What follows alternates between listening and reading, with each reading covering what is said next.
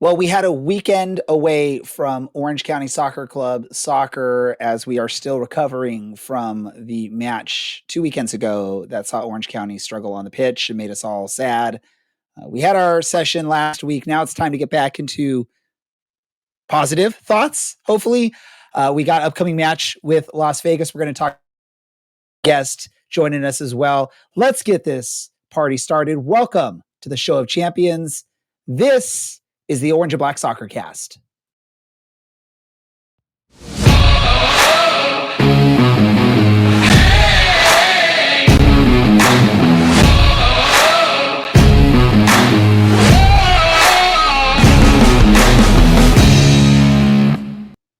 How's it going, Orange County? Welcome to another episode of the Orange and Black Soccer Cast, the first and only show dedicated to Orange County Soccer Club, its fans, and supporters. I'm your host, Ray Zamora, and I'm going to take you through this journey as we discuss all things Orange County Soccer Club. Well, it's early on in the season, and we love to get some analysis heading into the season, get to know some things. We have a great friend of the show, John Morrissey, better known as USL Tactics on social media. We wanted to speak with him beginning of the season. We're a few matches in, but I want to get his analysis. So let's welcome John Morrissey back to our show. John, welcome back to the show. How are things going for you? Doing really well, and yeah, excited to be back. Been too long. It definitely has. I feel like it's been like a few seasons now since we've really gotten a chance to speak. And a lot of things have happened in Orange County. Of course, a championship, some struggles after the championship, some struggles early last season, a great finish to the season. Now we're into 2025, and it's been an up and down roller coaster early on for Orange County. But we'll get into that. But I wanted to sort of get your thought process. Well, it's early on in the season, and we love to get some analysis heading into the season, get to know some things. We have a great friend of the show, John Morrissey, better known as USL Tactics on social media. We wanted to speak with him beginning of the season. We're a few matches in, but I want to get his analysis. So let's welcome John Morrissey back to our show. John, welcome back to the show. How are things going for you? Doing really well, and yeah, excited to be back. Been too long. It definitely has. I feel like it's been like a few seasons now since we've really gotten a chance to speak. And a lot of things have happened in Orange County. Of course, a championship, some struggles after the championship, some struggles early last season, a great finish to the season. Now we're into 2025, and it's been an up and down roller coaster early on for Orange County. But we'll get into that. But I wanted to sort of get your thought process of this team. There was a lot of moves. Obviously, USL, that's something that's very common. A lot of moves between teams, new players coming in, old players leaving, returning players, all that fun stuff. What did you like from Orange County in the offseason that you think is going to be very beneficial for the team in 2025? First and foremost, it was the depth that this team added in the attacking sense. You think about a player like Liam McKinnon, who we really haven't seen much of yet, but was unbelievable in League One. Tristan Treger is someone I've been banging the drum for since he was with Atlanta United too. Haggart coming back on a permanent basis, obviously a huge deal. I looked at all of those moves and immediately felt confident. The defense was more of a question mark for me. A lot of names I liked. I think we've seen so far, like Tom Brewitt is more than up to the task. Duty was good on loan with Las Vegas and has continued that this season. So pretty much all of the new signings have felt like a hit for me so far, which I think is something that's rare across the USL. So you brought up some of the positives there. Obviously, it sounds like the question mark for you is on the defensive end. I think that's where a lot of the fans are sitting, especially with the lack of signings or the lack of names there. Obviously, you're one injury or red card away, which we're now going to have to see how that goes with Ryan Dogman out after picking up a straight red card in the match against Monterey Bay. What concerns you most about that? Obviously, you said lack of names on the defense, but what really concerns you the most about that in the aspects of a USL season? Yeah, it's definitely the depth question for me.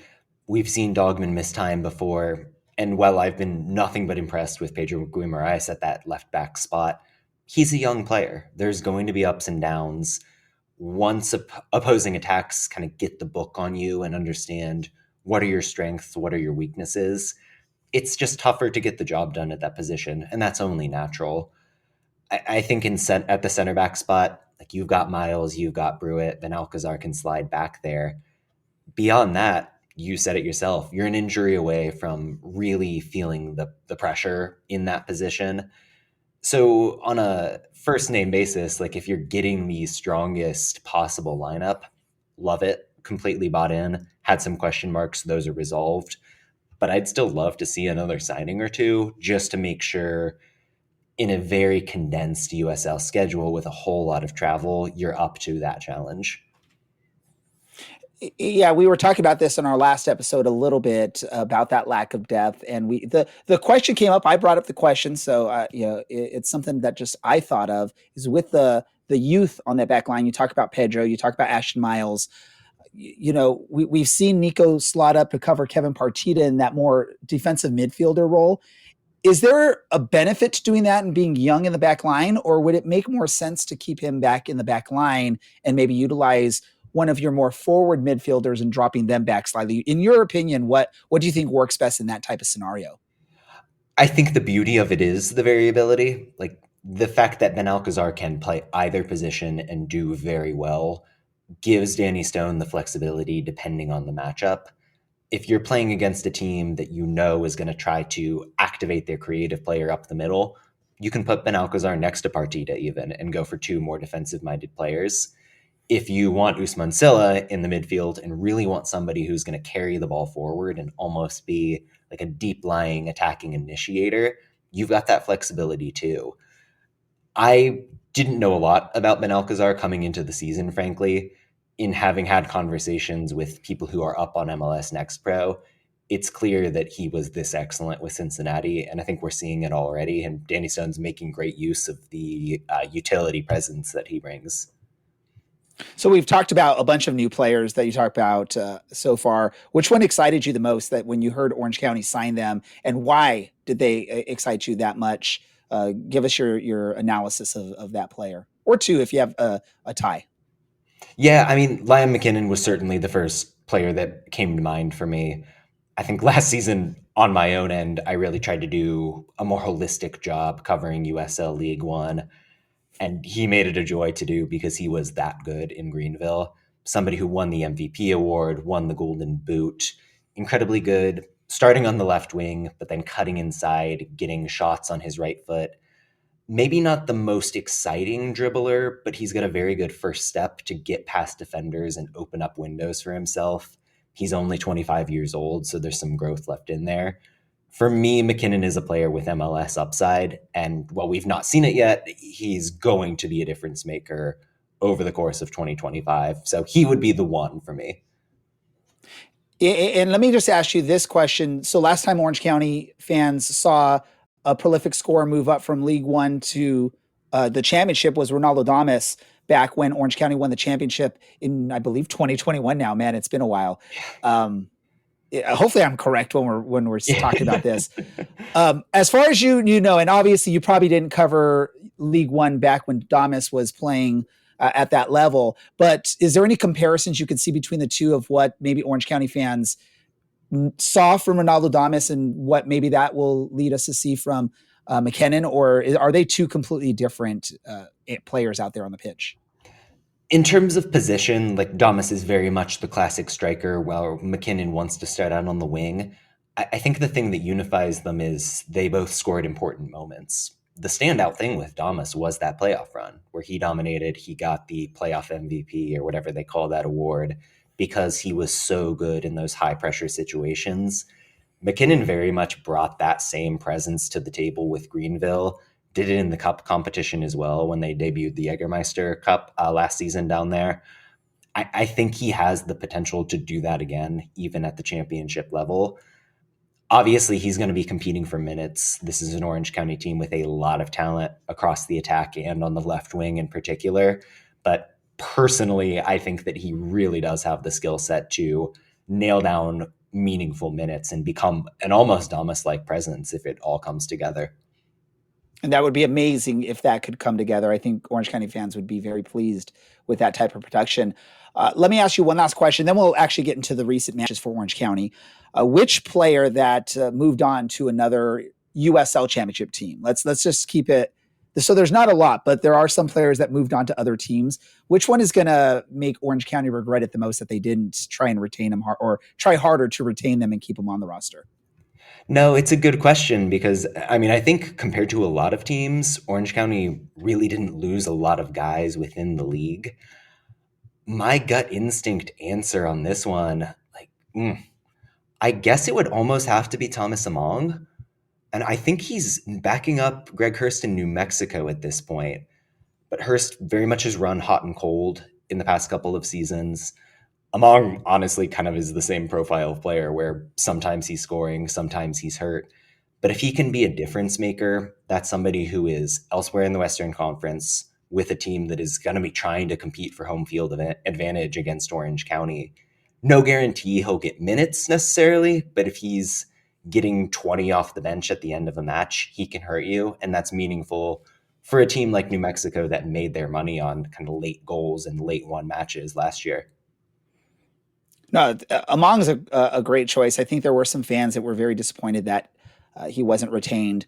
I'll throw out another name in there and just get your thoughts. Ashish Chadha was another one that I think a lot of fans would have loved to see return because of his flexibility in the midfield. And we also saw him on the outside defense a few times last season. Do you think he's going to have some success with his new role in Las Vegas? Yeah, I think he started their first match. Kind of one of those odd deals where he's on a 25-day contract, but the expectation is they're going to convert that thing into the full season.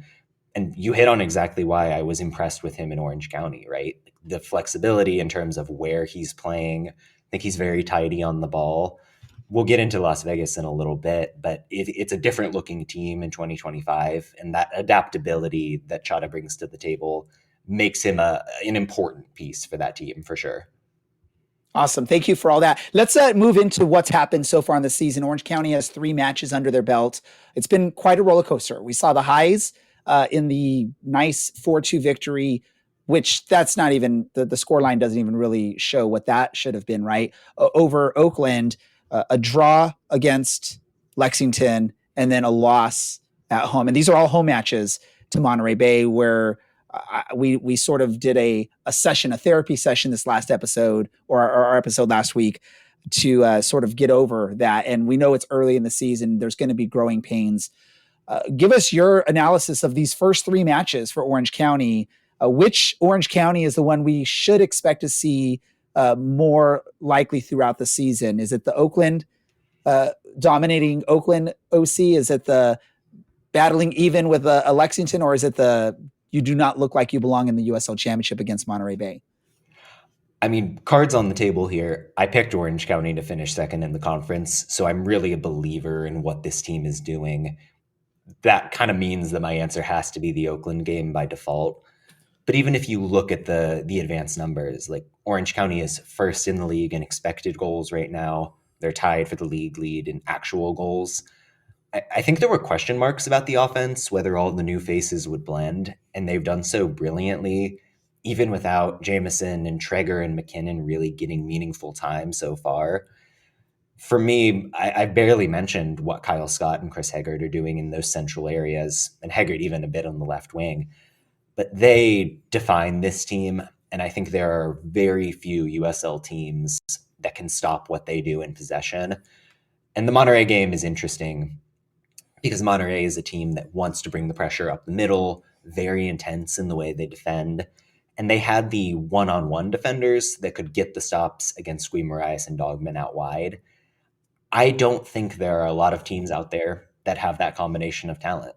And that means that Orange County is going to be hanging goals on a whole lot of their competitors out west, out east. If I think there's maybe a match against Alta in the Jägermeister Cup, it should be a fun team to watch at a bare minimum, so long as the defense stays healthy, and that's what we've seen so far by and large. Like this team held a pretty good Lexington side to 2 goals, yes, but on very few shots. The Oakland game, they only started allowing goals once it was really done and dusted. I tend to believe in the overall vision. Yeah, and my analysis when you look at the Oakland match and the other two, there's two key pieces for Orange County that were missing in Cameron Dunbar and Kevin Partita. Which one do you see as more important for Orange County? If you can only return one quicker than the other, which one is more important for the early success for Orange County? It's Partita for me, somebody who I've loved since he was even back in Reno, but he does all the dirty work you want in the midfield. I would argue if you're looking for someone who is just a pure defensive midfielder, he's the best option this team has, a veteran leader at that. Dunbar is a great player, very dynamic, but Orange County has a lot of very dynamic wingers and attackers. So Partita feels like the guy who is more of a linchpin at the moment. Moving ahead to the upcoming match against Vegas, again, Orange County coming off a struggle, but getting a bye week early on to sort of, I guess, forget about what happened or maybe dwell on it and make that motivate you for an upcoming match. What do you think? What do you see from Orange County? What do they need to do differently than they did against Monterey Bay to get the results that they probably want against Las Vegas? The big issue against Monterey, for my taste, was the transition defense. There were a couple of chances where Monterey was able to find space, able to play a ball over the top into their forwards, and it just felt a little bit too easy.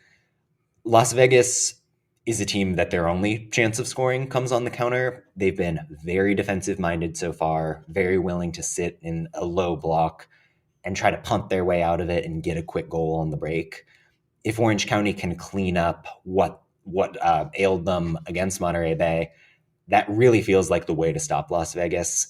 And the lights aren't there yet in terms of the organization. So if Orange County can be smart in transition and just trust their offense to eventually break Las Vegas down, it should be a win.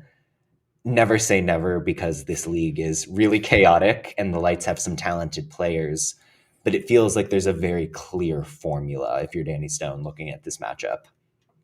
The beauty of soccer, the beauty of the USL is any team can win in any given week, and that's what makes it beautiful to watch.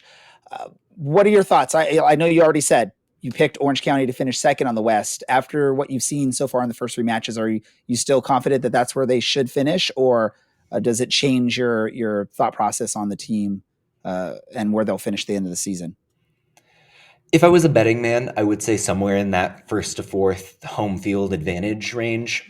I've been more impressed with teams like Monterey and Lexington than I maybe anticipated. So there will be some competition for those spots. But Orange County, when they're playing their best soccer, has looked undeniably like a team that could be competing for the number one seed when push comes to shove.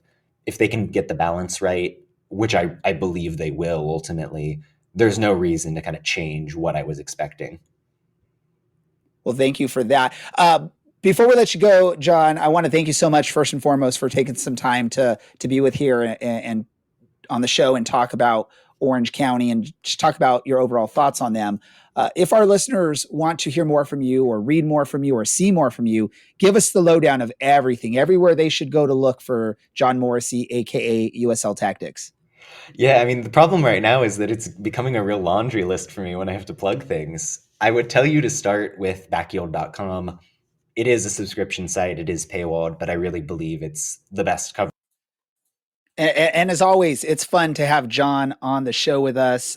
Again, friend of the show, very, very knowledgeable about the sport. And as much as I would have loved to make this a Ray and John show this episode, we do have some normal faces joining us just a little bit later than normal. First, let's bring him on. That's Dylan. Dylan, how are you doing? And what are your thoughts on what John had to say? I'm doing well, and I'm always disappointed / impressed when John shows up, because then I just feel really stupid. There's nothing that I'm going to say that's going to hold a candle to anything John ever has to say. But I guess the one thing I was surprised by was the Thomas Among shout. I think the Dylan Powers is the biggest loss from last year. But maybe we'll get someone else's thoughts on that soon. Well, a big part of the question was like players that left to other teams in the USL. So obviously that sort of eliminates a Dylan Powers on that. See, one. Yeah, I'm not. This is what I mean. John Morrissey is just so much smarter than I am. Well, let's see. We got another person here. Dylan, or not Dylan, Brad. Brad's the other person. I don't want two Dylans. Trust me. I do not want two Dylans on this show. Brad, how are you doing? John out here with the world-class brain cells, and Ray is working overtime to rub his two together to introduce us properly. Oh, it's hard. It's, honestly, I'm a person of just very consistency, and the fact that I'm introducing you all almost midway through this episode, it's throwing me off a bit. And Dylan doesn't like my English word choices. Huh, Dylan? I never do, but it's fine. I'll let it go. Well, let's talk a little bit about this, right? So we got into this a little bit with John here just a little while ago, but the Vegas match coming up, it's a chance for Orange County to sort of forget about their woes against Monterey Bay, get the ball rolling again. I'm going to go to you first, Brad, since you are the local there in Vegas. What are your thoughts on this match for Orange County against Las Vegas? Yeah, I believe the one name that was left out that I really thought that of all people, you and Morrissey were going to point out was Ashish Chadha, formerly Orange County, Zot boy for Las Vegas, and he's filled in kind of that Kevin Partita role out in Vegas. Morrissey said it best when he said Vegas has been playing defense and kind of swapping over into aggression, and that's how you're going to beat them. If you look at their games, their first goal of the year against Tampa Bay was an absolute fluke of a goal. Goalie for Tampa Bay tries clearing it, hits it off his own player. Vegas player picks Christian Pinzon picks up the ball and just kind of gets to dribble it into the net. With that said, Vegas is also 1-1-1 on the season. They also had a bye this last weekend too, I believe, and are coming into this game fresh as well. So luckily, team's going to be traveling. If it's a hot day here in Vegas, it's going to be 80 degrees at this time of the year, which is a far cry from the 120 that we're about to see coming up soon. So you can't really blame altitude here because we're only at like 2,000 feet, and you can't blame the heat that we're going to be expecting soon for this weekend. So it should be a very competitive game. And look, if Orange County doesn't come out to win this game, you can't blame it on anything but themselves. I do believe that Orange County remains a top 4 team in the West. So this is going to be one of those games you have to pick up those points on. And let me just say really quick, John and I did briefly talk about Ashish. It wasn't a complete overlook on that. We did talk about him, and John mentioned how impressed he was on that opening match for Ashish with Vegas. Dylan, your thoughts with this match? Is this a match that's going to be difficult for Orange County, or is this a good opportunity to be facing a Vegas team, I think, that is still trying to figure themselves out as well early on in the season? I feel like it's a bit unfair. They are a place above us in the table right now. Are we still trying to figure out? Yeah, name our best 11, and I don't think you can, because I don't think we really, like John Morrissey said, we'd love to see another signing or two. I think Orange County can get a result out of this match. I don't think it's too much to ask. I think this is the right time to go and play them. This beats going and trying to play them in July or August when it's just awful outside and completely miserable. But really depends on who's there. I liked the Pedro Guimaraes shout. He's very good. He's also young, so we've seen off performances, and I think we'll see him kind of swing back into the player that we know he is, and the player that deservedly played and has scored at the youth level for his country. Yeah, it's I'm going to just say right now, this is probably a decent opportunity to be on the road against Vegas early on in the season. Definitely would not want to be doing this in the hotter months, like Brad was talking about, when it can get up into the 100, and I guess Brad said 120s apparently in Vegas at some point, which I definitely would not want to play soccer in. But also just it's early on the season. I think it's always a good opportunity to sort of steal a victory against some teams. Obviously the way Vegas looked last year, you're anticipating they're going to at least be competitive again this year. And if you can get a one up on them early on while they're still figuring things out, yes, we are as well. But that's what makes it beautiful, is both teams are trying to figure it out. Both really can potentially come away with something, which would be nice to see. You're looking at comparable opponents, and DK brought it up that this past weekend it was a 0-0 draw against Oakland for Vegas, which if you go back to our first match of the season, we did a lot better against Oakland. Now, things are different. Players are missing for Orange County that were key parts of that, like John and I were talking about with Kevin Partita and Cameron Dunbar. But I'm looking forward to this. This is a good opportunity for Orange County to get back on the right foot. Am I using that right, Dylan? I don't want to get in trouble from you for saying things incorrectly. You never get in trouble. I just usually silently judge here, and occasionally I make a comment. And as we're streaming, it's not just recording. We're streaming this live. So if you do not watch us live, remember that we do stream live every Tuesday evening, 8:00 Pacific time on YouTube, Instagram, and Facebook. You can watch us, or you can always listen to us in podcast form wherever you listen to podcast a day or so after the episode. It depends. Sometimes it's difficult to get the episodes uploaded if I have to do a little bit of fixing up of the video/audio. But we're watching right now. Look, Open Cup's going on tonight. And I think everyone's favorite underdog, El Farolito, I believe they are right now. It's a draw with Monterey Bay. And I think that's lower level U.S. soccer, underdog. I think almost everyone picks them. Am I wrong? Am I being too nice here, Brad? Who are you going for, Monterey Bay or the Burrito Boys? I think that silence means he's going for Monterey Bay, maybe. Whoever wins after 120 minutes of just pure lower level American soccer grit. Let's be honest. Whoever gets more tired after this, it makes me happy. Just more soccer, please. What about Dylan? Is that your underdog when you look at the list of underdogs that you think potentially can go far? Is that the obvious choice? I'm not going to pretend like I know what's going on in the Southeast.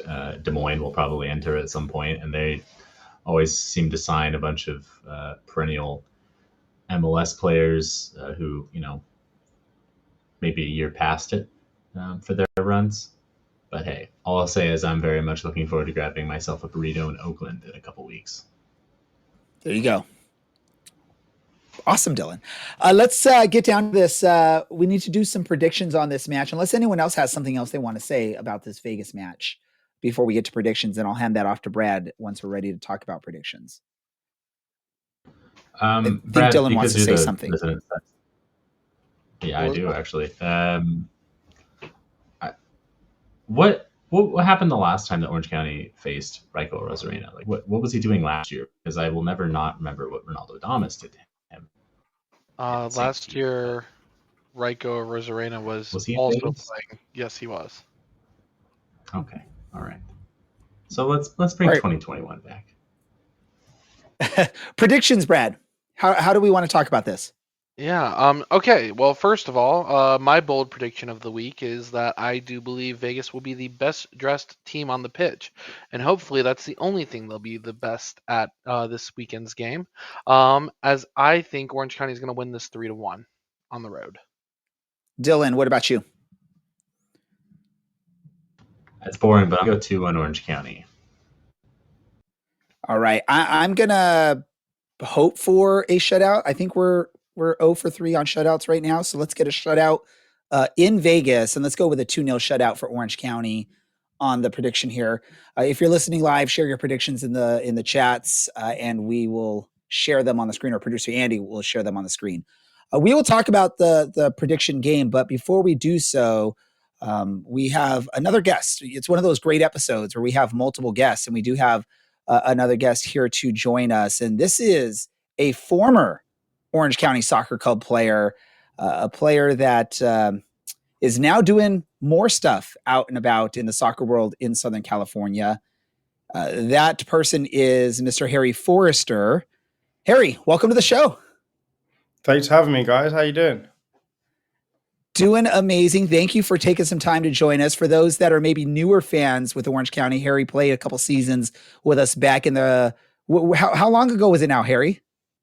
I believe it was 2020 when I finished. I think I finished during COVID is when I retired. So joined you guys back in 2018, 2019 season. Awesome. And so he played a couple seasons with Orange County, and now he's still continuing on that soccer journey, but now in a role of developing soccer talent in and around Southern California, especially in the Orange County area with Prospect Soccer Academy with one of your good friends, Rob Kiernan. Harry, we'll talk about your time with Orange County maybe in a little bit, but share with us, what is Prospect Soccer Academy and how are things going, or what's going on with you guys at the moment?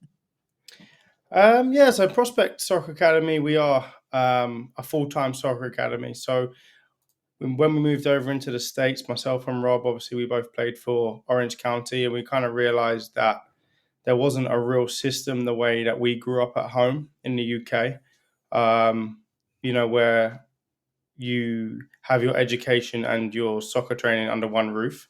So, over the last couple of years, we've been really working on that. And now we have a full-time academy where our students come, they do their education online.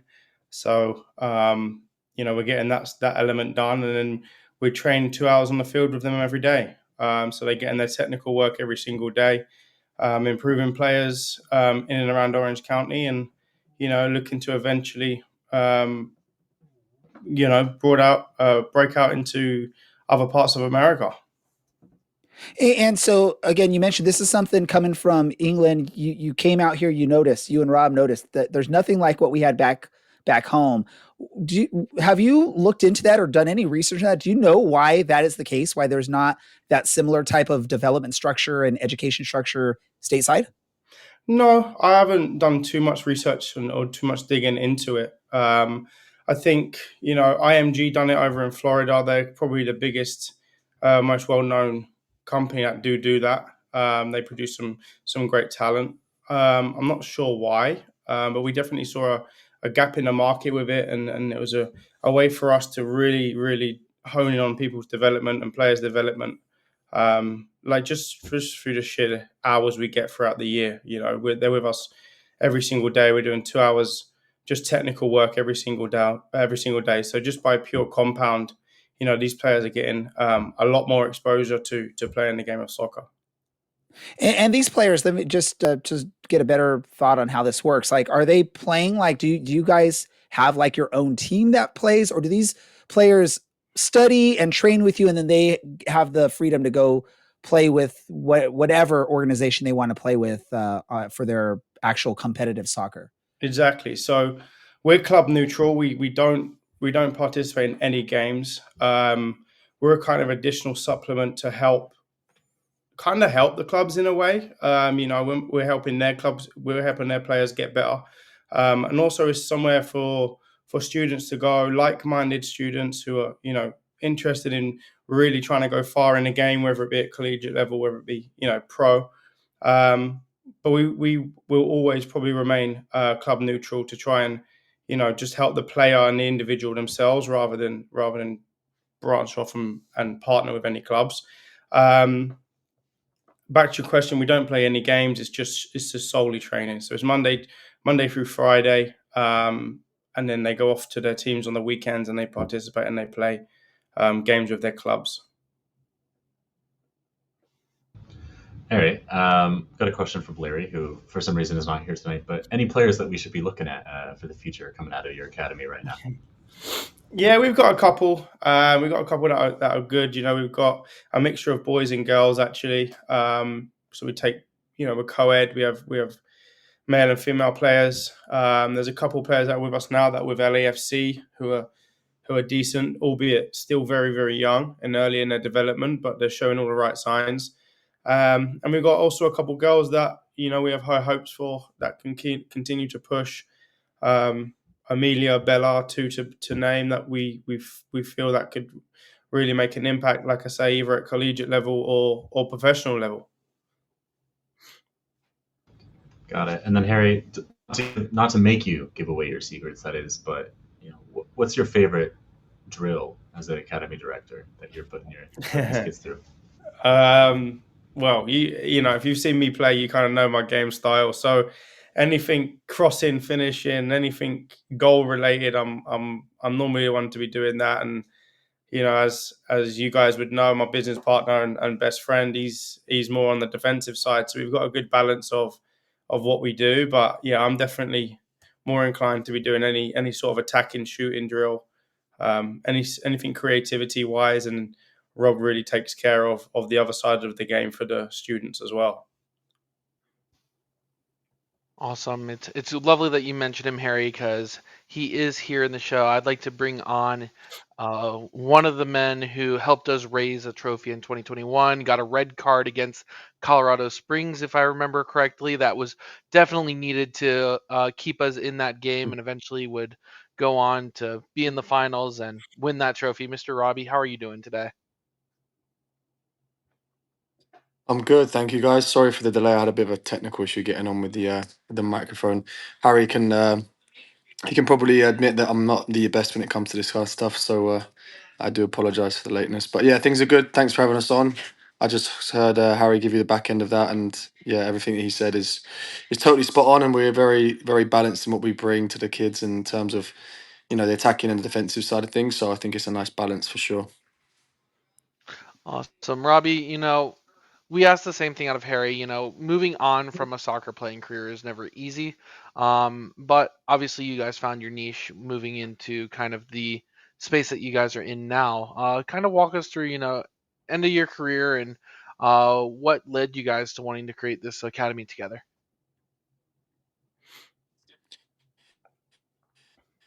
Well, unfortunately, we both had to retire due to injury. It wasn't something that we kind of were expecting so early on in our careers. We still were relatively young when it came to retiring at 32, and Harry was 31 at the time. So unfortunately, circumstances presented themselves, and it was for us. It was how do we replicate what we did as kids? So the model in the UK is to adopt the hybrid learning slash training that under one roof kind of facilitates development. And unfortunately, we just felt like the development here could be, accelerated a lot quicker if there was a bit more structure and a bit more of a intentional game plan in place. So that's kind of what we did. It's not a fine-tuned model where, we have to, expect the unexpected. We have to make sure that we're always evolving, even with the education and with the training itself. So, look, we're still learning as we are on this journey. But I think what we've got now is a nice foundation, and I think we're seeing the results. And we're really proud of all of the students that we've got and the families that have sort of bought into the vision. And unfortunately, we'd love to help everyone, but there's only a certain amount of players we can help.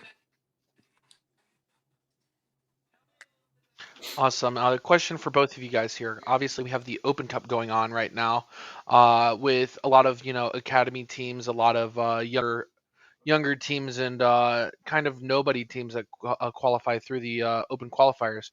Uh, is this something that you guys want to explore in the future? Kind of start and field teams in this competition, given that it is kind of the same thing as the FA Cup in England back home for you, or is this something that you guys would say to your players, go test what's out in the market there and see if you guys can put on a best show in the Open Cup here?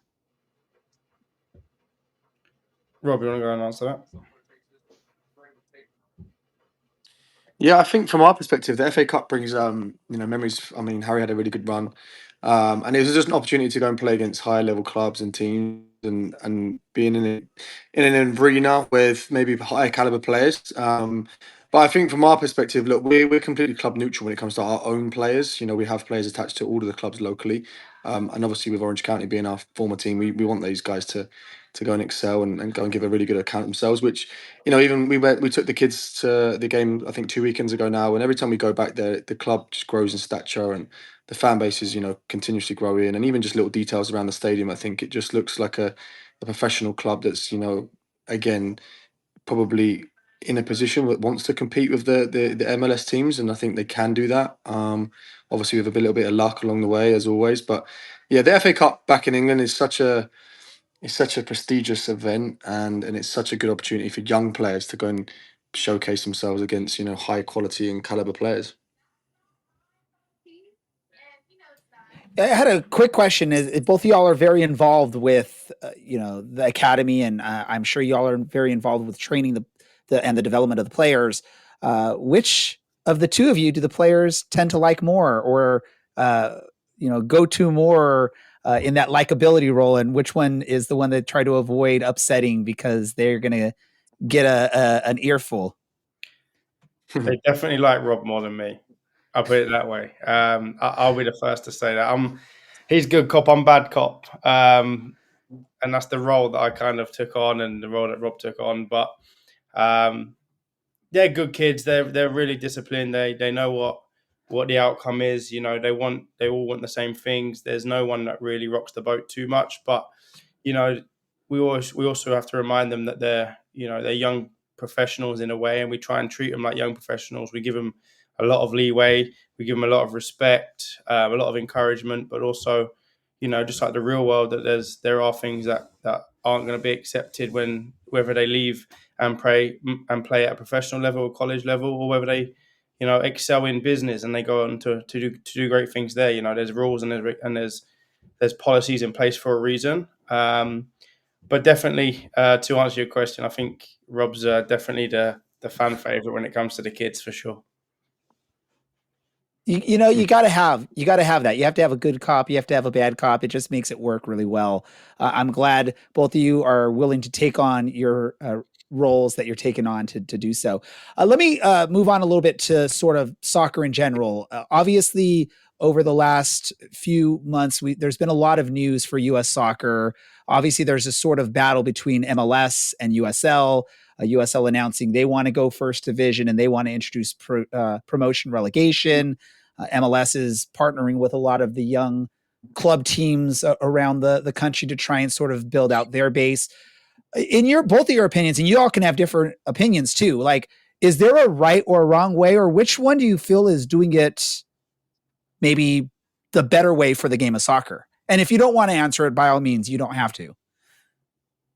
No, I would love to answer that. I think it's important there's an infrastructure which promotes competitiveness, and I think there should be rewards for clubs that consistently perform at a high level, and they perhaps can get promoted into a higher level. I think that offers players more value to fight for something, as opposed to knowing that, well, even if I finish bottom of the league next year, I just still get the same contract and I still have the same position, and it's a franchise, as opposed to where we're from. It's genuinely, at times, it can be a difference between some of the lower league players paying their mortgage or not, and with that brings a whole different hunger and a different appetite. And also with the fans, it's like they have the ability to see their club grow and promote themselves through the league. So me personally, I think it has to come in. I think it has to be also putting respect on the players in this country. And I'll give you an example. So we tried to actually take one of a really good USL player back to Europe. Me and Harry both had very, very high opinions of this player. We would put our own reputation on the line for this player. And unfortunately, we got met with, "Hey guys, look, we appreciate and respect that you guys have a real good insight to this player, but he's just not playing at the level. He's not respected enough."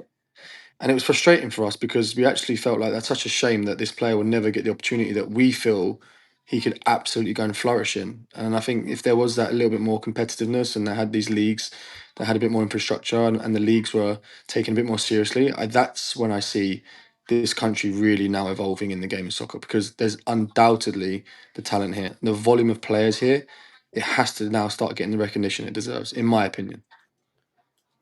I just think, from my opinion, it stops anyone down in tools and not giving 100%, towards the back end of the year when they might not be playing for anything. At home, we was playing for something, whether you're chasing a championship or you're fighting not to go down to the next league below you. So all year round, there's something to play for, whether you're at the top or the bottom. So that creates a competitiveness from day one to the last day of the season. I think maybe here, if you're not fighting for that championship spot, are you giving 100% to the right till the end? And how easy or how hard is that for the league? Let's say position one are playing position, the last position team. Are they giving 100% because they're last and they want to see the season out? Whereas if in England it would be, if last was playing first, last is still going to give everything they've got because they're going to try and get out of the relegation zone because they're going to go down, they're going to lose money, they're going to lose revenue. There's a whole different dynamic to it. So you get that competitiveness just naturally because you either want to win a league or you don't want to go down. So you're going to be giving 100% to the end of the season for sure. Awesome. And you all mentioned, you brought up sort of the atmosphere at Championship Soccer Stadium recently with Orange County. Obviously, when you all were playing, there was still a good atmosphere, but it's continued to grow. I mean, we've been around since 2018 and we've seen the growth from 2018 to where it is now. And it looks like a totally different stadium, even though it is literally the same stadium that has been there this whole time. What are your thoughts of how things have gone and, with what the club has been able to do to grow the game? We've talked about on our show with competition, so much competition for people's dollars, hard-earned dollars in Orange County. And what would you like to see more of from the club?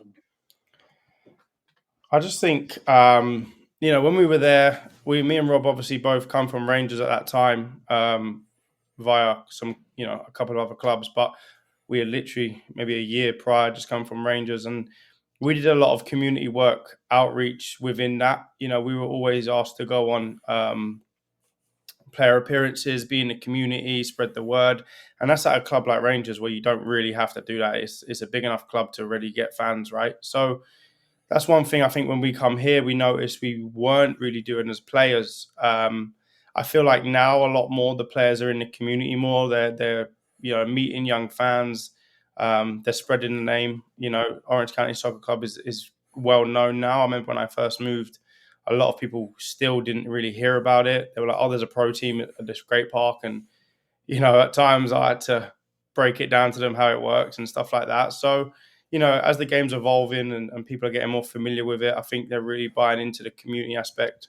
I think the club's doing well at recruiting young. So now we're starting to see, the teenagers turn to young adults that were 4 or 5 years ago who now, take it serious and want the club to do well.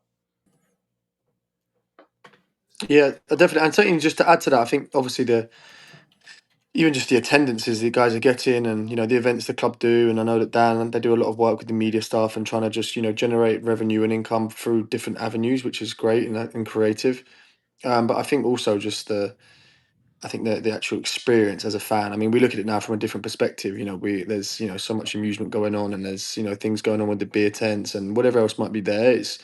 It's a way that just builds community, right? And I like, listen, we always got such high respect for the club and, Pete doing a great job. He's trying to bring in young talent. We know how the model works within the club and, some older boys now in the team who I think are going to help, get that structure and get that balance. So, yeah, look, we're big fans. We want to see the club do well. We've got no other feelings other than just seeing it with a little bit of a proud moment as well. We both enjoy some good times there, and it's a good part of our career that we enjoyed. All right. So you brought up a little bit about the club and sort of the scouting of the club. So I'm going to do this. We're going to do a little fantasy game with the two of you. You all are going to get to start a USL First Division team, and you get to pick one player from Orange County Soccer Club that you're drafting to be that first player for your team. And I'm going to give Robbie the first choice. So if he picks yours here, you'll have to think of a different player. Who do you pick, and why are you picking that player as the first player to represent your team? I have to go for my boy Kyle Scott, of course, because I think he's a magician with the ball. I think he's got great creative kind of balance and skill. I love the way he plays, and I know that he's a big part of the team right now. So he's got good age on his side as well. So there's plenty of years left for him. And of course, he's a fellow Englishman, so I have to give him a shout out. All right, Harry. You had to pick your friend, huh? Yeah, I had to, mate. Sorry.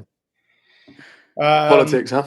I'll go for your new captain, Tom Brewer. I think, Rob will like me saying this, but having a good centre half who can control the back line and also control the rest of the team is vital. I think it sets the tone. I think having a leader back there is someone that you can build off of and have that standard where he can lead and players can respect him. So I think I'd start with Tom and build from there, to be honest.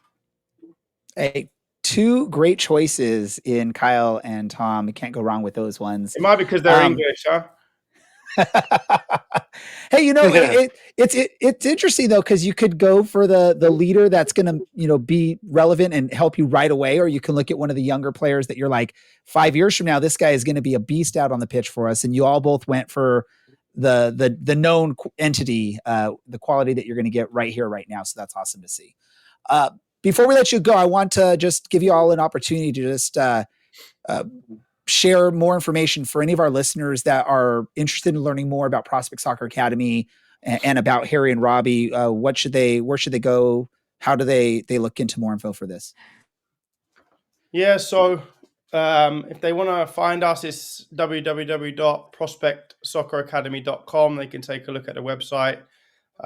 We do summer camps all summer long with Nike, so you'll see us around Orange County, Lake Forest, Laguna Niguel, San Clemente. So we've got summer camps running all year. And then obviously if you're a little bit more serious and you want to really, really improve on the game, then come and check us out at the academy where we're doing shadow days and stuff so people can come and really feel and see what we do. And we'd love to have people down.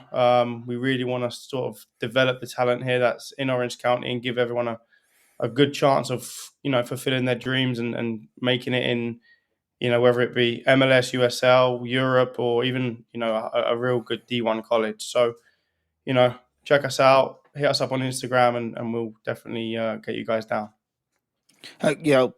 Definitely. I'm sure some of our listeners, if they're not already, involved or have already looked into it, I'm sure some will be doing so in the near future.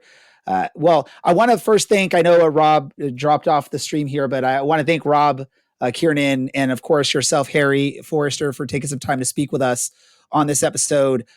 It was fun. I appreciate your honest answers about everything. And we look forward to maybe getting y'all back again in the future and we can see where the growth and what your Prospect Soccer Academy has evolved into at that point. And obviously it's always great to see you all around the stadium at an OCSC match as well. So thank you, Harry. I appreciate you. Thanks for having me, guys. And no doubt I'll see you around the Championship Stadium in the near future. Awesome. Once again, legends for Orange County Soccer Club in Harry Forrester and Rob Kiernan. Great conversation, gentlemen. I enjoyed. I enjoy this. I know our listeners probably don't know anything about this, but I know I've spoken with Dylan and Brad and producer Andy about this. I've always wanted to reach out to former players and see if we can get them onto the show and figure out what have they been doing since they played for Orange County Soccer Club. And appreciate someone like Harry and Rob for taking some time to do that and share their story and what they've been up to. Any thoughts on that conversation, Dylan, Brad, if you have any? Yeah, I just love how, they're just homers for their own countrymen and, neglecting the players they actually played with at the time, such as Kevin Partita, nothing like winning a trophy and then supporting the player that you won the trophy with. Nah, just Englishmen. I'm not salty. Look at that. I wish we would have. I wish we had the cover picture for one of our former episodes that shows Dylan and Harry on the picture. It's one of the few times I think that Dylan said nice things, right? I've said plenty of nice things about Harry. I'm giving you a hard time, Dylan. I know you have. Let's do this before we get into the wrap up of our show. Brad, I want to give you an opportunity because I know you sort of run our prediction game, but we haven't really had an update on that as of recent. I know you wanted to just share an update on what's going on with that. Yeah, look, I'll be openly transparent with everyone in the group. Since starting this year's version of the prediction game, we've had, unfortunately, some bad actor, don't know who it is, really don't care, who's put together 30,000, anonymous bot accounts that have flooded the prediction stream. And it's taken me some time to kind of root that out. And every time that I've kind of had to delete the fraudulent data, it just comes back. So kind of been fighting that. I won't give that person any more time on my day. Honestly, I love doing the predictions. I love that, the fans who truly use it for fun do the predictions. So I'll keep doing it. This isn't really a problem on me. It's just a couple of extra minutes that I have to spend to really combat this one person. I don't have, with that said, I don't have the updates this week. I know we're going to be 4 weeks in after this game, so I do definitely want to try to get something out to everybody. When I have free time, hopefully this weekend, I'll be able to get that all together for next show, and maybe I'll be able to write an article about it too. But I can't really devote that much time of my day to that, so it'll come back. I'm sorry that it's taken this long. I don't like giving people who don't deserve my attention. So that's all I'll say there. So thank you for the update on that, Brad. So just keep patient on this. We will have an updated score bracket for you eventually. Just be patient. We'll make it work. I think all of us enjoy doing the game, or at least seeing the results. I unfortunately got off to a great start the very first match, and then I have dropped the ball since then, and I keep forgetting to put my predictions in. I'll try and do better. I don't know how Dylan's doing on it as well, so we'll figure that out. Well, let's do this. Let's get into some random thoughts. And I will start, if Dylan is there, his screen is frozen, so I don't know if he's there, but we'll start with Dylan if it's working. If not, Brad, you can start talking. I'll go ahead and start talking. Let's see if Dylan gets back. Look, I know I love being the heel. I loved having Harry Forrester back and Robbie Kiernan, two lovely gentlemen who have had very successful careers here and abroad, and can never complain about the choices that they chose. To represent a shout out for the Orange County boys. Tom Brewitt is a fantastic player who hasn't gotten the chance to really shine so far this year. And then Kyle Scott, he's a legend in the team. You can't go wrong there. So I love giving a little bit of tease back and forth about, hey, look at these homers out here. But let's be honest, the three of us are almost some of the biggest homers out there in the community. And you can't even really fault the picks of those two players, because you could tell both Harry and Rob were looking at defensive minded players or aggressive type players that are going to man that midfield. So again, there's other choices you could have made. You could have gone young, but it could also be, they've never dealt with the expansion draft mentality of some teams where maybe you draft a future star early on to hold on to and develop into something later, which obviously in other sports that happens. Dylan, random thought from you. I think Dylan is having trouble again. So I will give a random thought right now. 90th plus 5 minute. El Farolito is winning against Monterey Bay. It's almost the end of that match. So there's a cup set potentially on there. The Burrito Boys look like they are going to pull it off, unless I just jinx them and Monterey Bay gets some sort of last minute equalizer. Brad, since Dylan seems to be having difficulty jumping back on, we're just going to go to our what did we learn, and we'll wrap things up. Brad, what did you learn on this episode? Yeah, I learned this episode that Dylan's internet is worse than my unmuting myself skills. Dylan, did you learn anything? Yeah, I learned that apparently I'm about as technologically capable as Robbie Kiernan, unfortunately. But outside of that,